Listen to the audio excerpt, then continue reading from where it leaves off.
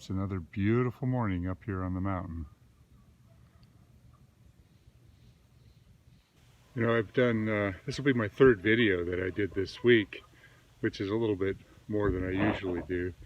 But I had some pretty interesting jobs. Yesterday's job was a magnificent live oak, just a beautiful, beautiful tree. And we had a lot of interesting decisions that we had to make about the tree. You know, the client didn't have an unlimited budget, so what I told them was we will do the best we can in a day to make the tree as safe as we possibly can, because we could have easily spent 2 full days on this one tree. But I think you're going to enjoy this. When you're watching, I want you to pay attention to all the little details about the size of the tree, the weight on the tree, and the decisions that we had to make, because everybody does things differently. And also we're trying out some new tools, some things that we're not very competent at yet, but we're going to be there.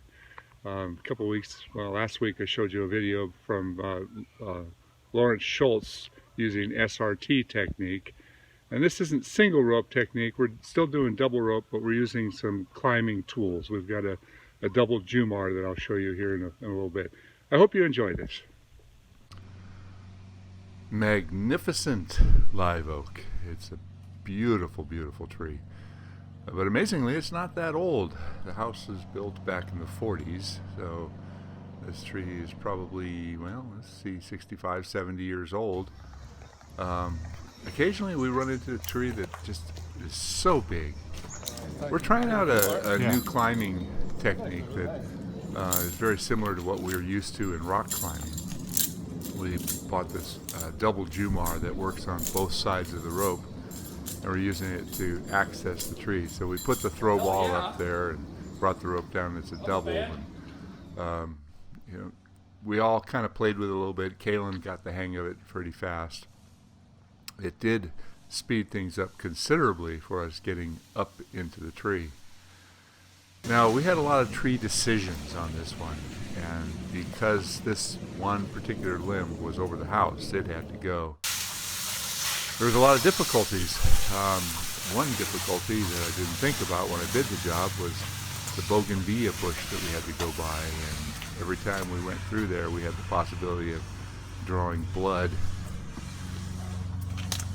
But we pulled it off, and we had this other obstacle for some of the brush, so everything had to be cut down and processed in such a way that we could manage it out the gate without tearing everything up. So this one really long limb that had to come off was over a kind of a porch addition that had an aluminum, really thin gauge roof, so we had to be very careful not to drop anything. We did rope everything off of the tree. This was interesting. This one cut right here was leaning backwards, so he's got it roped. I'm supporting it on the other side, and Jorge is going to give it a little pull so it'll get going in the right direction. If he would have just dropped it, it would have hung up in the tree or gone straight down. But by giving it that little directional first pull, we got it out fine, and then I was able to let it fall all the way to the ground with the rope bringing it in the right direction.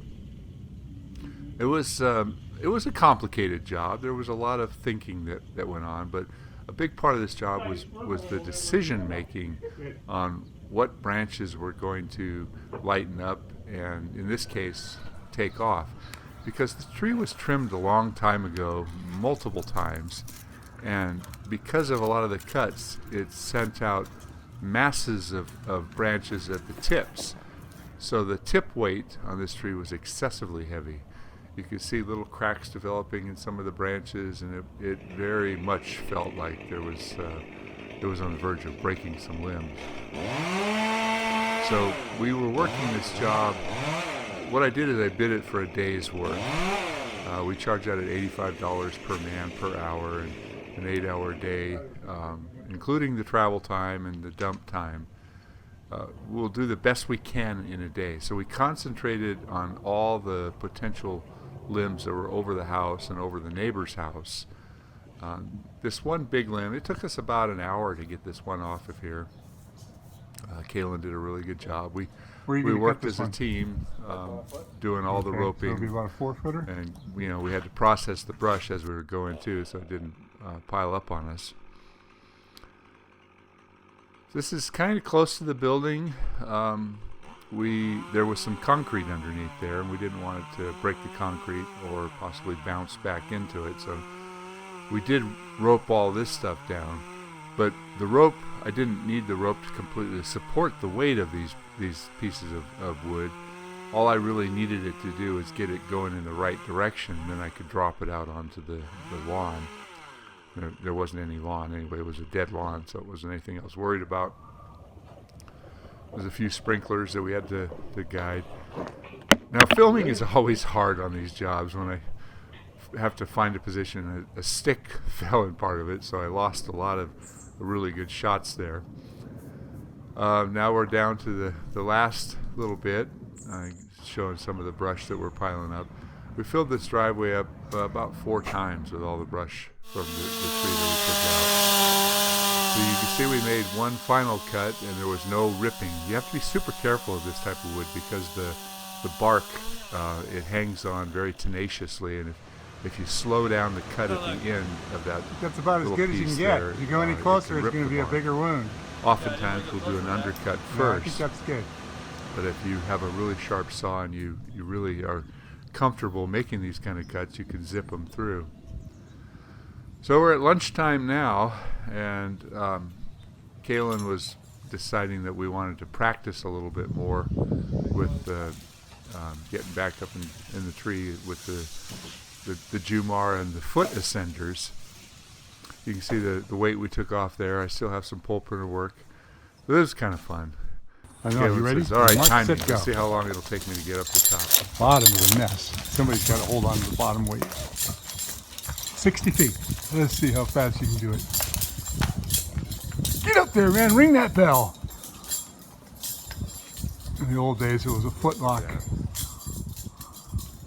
And this was the foot lock third is time faster, he but did it's it. not as safe. And he's pretty much got the hang of it, and I got to say, it's a great way to go. All right. And then here he's trying a little bit differently. He's using his feet together rather than stepping. Is it better pulling both feet up at the same time? I was trying it. He's also leaning back on the rope, which makes it a lot harder. You've got to be pretty much straight up and down. But you you have any kind of a new tool, you've got to experiment with it. Closer still, huh? You can get the hang of It's not very hard, but it is what works best. like this right here is a pretty There's a lot of different ways, right. different types of rope ascenders. Cables. There was a whole bunch of cables in this tree. I think I counted 4 of them up there, and they were all extremely tight. So I didn't talk to him about replacing cables or adding additional cables. All we were talking about was weight reduction to lighten the load. But you get the higher one, the next one? And they weren't done correctly. They were done with those U-clamps, because the backs of the cables are sticking out of every one of these pieces here. It's kind of hard to see there. that's low E. I often wonder what would happen if one of these things were to suddenly snap. How much weight would be exerted, and would it cause the failure? The tree had like a big bowl crotch, so it gathered a lot of debris. And you can see here's where somebody made a cut a long time ago and ripped. This was kind of fun. We took off all the weight on the left, and this one went way out over the neighbor's house. That's a big one. I think you should come get it from the roof. Big cut.